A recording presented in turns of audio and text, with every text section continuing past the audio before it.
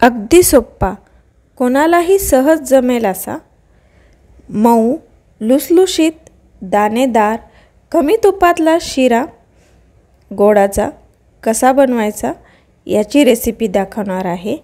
ही recipe दाखवताना खूप perfect टिप्सही देणार आहे। हा व्हिडिओ शेवटपर्यंत स्किप न करता पाहिला तर तुम्हालाही असाच मऊ लुसलुशीत गोडाचा शिरा अगदी सहज करता येईल। चला तर मग कसा करायचा याची रेसिपी पाहूया। नमस्कार, मी शिल्पास किचनमध्ये आपलं मनापासून स्वागत आहे। चला तर रेसिपी सुरू करू। सगळ्यात आधी आपण हे पाहूया की यासाठी आपल्याला रवा कोणता वापरायचा आहे। हा रोजच्या वापरातला जो आपण नेहमी उपमा बनवतो तोच मी रवा घेतलेला आहे। ह्या 1 वाटी रवा घेतलेला आहे मी, आणि ज्या वाटीने रवा घेतलेला आहे त्याच वाटीने सर्व आपल्याला साहित्य घ्यायचं आहे। त्याच वाटीने मी इथं अर्धी वाटी तूप घेतलेलं आहे, त्याच वाटीने 1 वाटी साखर, आणि हे आवश्यकतेनुसार किंवा आवडीप्रमाणे इथे सुके मेवे घेतलेले आहेत। 1 वाटी रव्यासाठी पाण्याचं किंवा दुधाचं अचूक प्रमाण काय असेल ते पाहूया।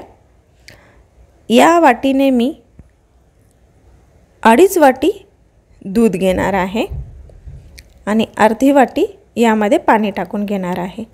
जर फक्त दूधच तुम्ही वापरणार असाल तर 3.5 वाटी दूध घ्या, आणि फक्त पाणीच जर वापरणार असाल तर 3 वाटी पाणी घ्या।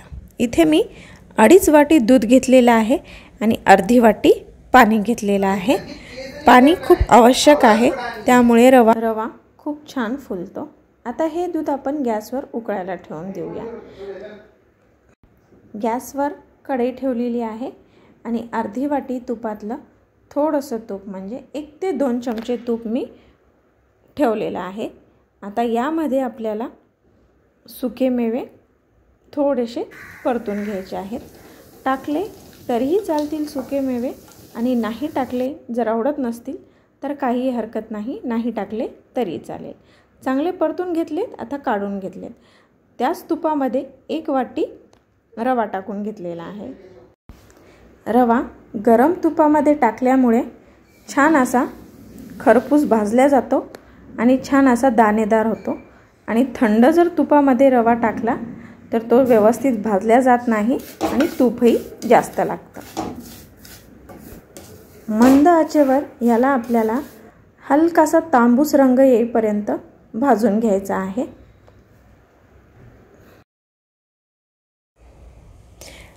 साधारण 4 ते 5 मिनिटं तांबूस रंग येईपर्यंत भाजून घ्यायचा आहे। एकीकडे जे दूध उकळायला ठेवलं होतं तेही छान त्याला उकळी आलेली आहे, आणि केशर टाकल्यामुळे त्याला हलकासा पिवळसर रंगही आलेला आहे। रवा चांगला भाजलेला आहे। यात आता आपण दूध आणि पाण्याचं मिश्रण टाकून घ्यायचं आहे। थोडं थोडं मिश्रण टाकून घ्यायचं आहे। थोडं टाकून छान फुलल्यासारखा होत आहे। याला छान अशी जाळी येत आहे।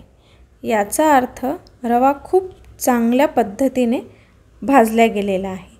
हे सर्व दूध पाण्याचं मिश्रण यात टाकलेलं आहे। याला तळापासून हलवून घ्यायचं आहे, त्यामुळे रव्याचा गुठळ्या होत नाहीत।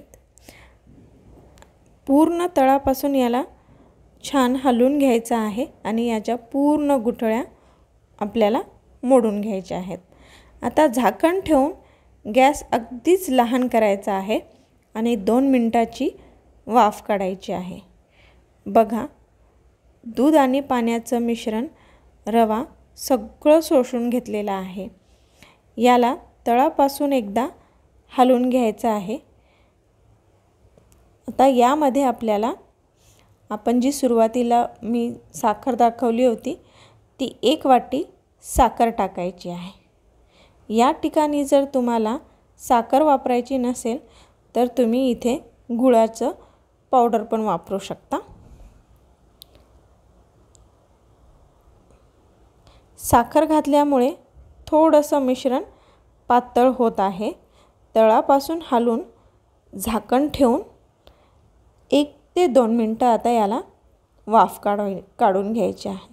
साखर टाकल्यामुळे हे पातळ दिसत असेल तुम्हाला, पण हे आपण 1 ते 2 मिनटं झाकण ठेवून वाफ काढल्यावर तो एकदम छान होतो.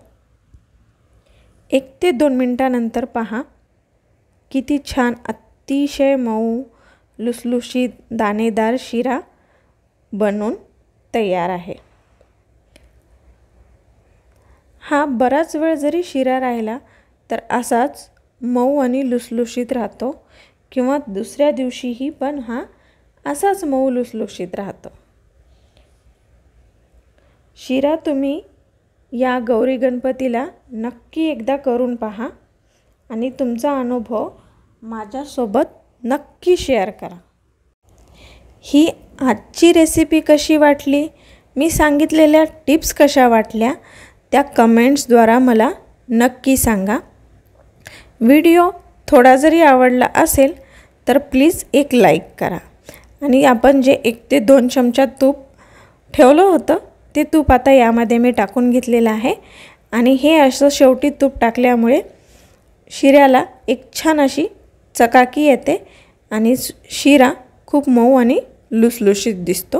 ही टिप्स तुम्ही नक्की वापरा आणि हा व्हिडिओ तुमच्या मैत्रिणी आणि नातेवाईकांना जरूर शेअर करा.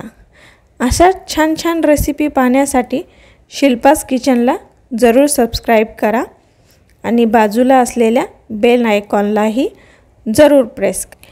पुन्हा भेटूया अशाच एका छान रेसिपीसोबत. तोपर्यंत खात रहा, मस्त रहा, शिल्पास किचन पाहत रहा. व्हिडिओ पाहिल्याबद्दल धन्यवाद.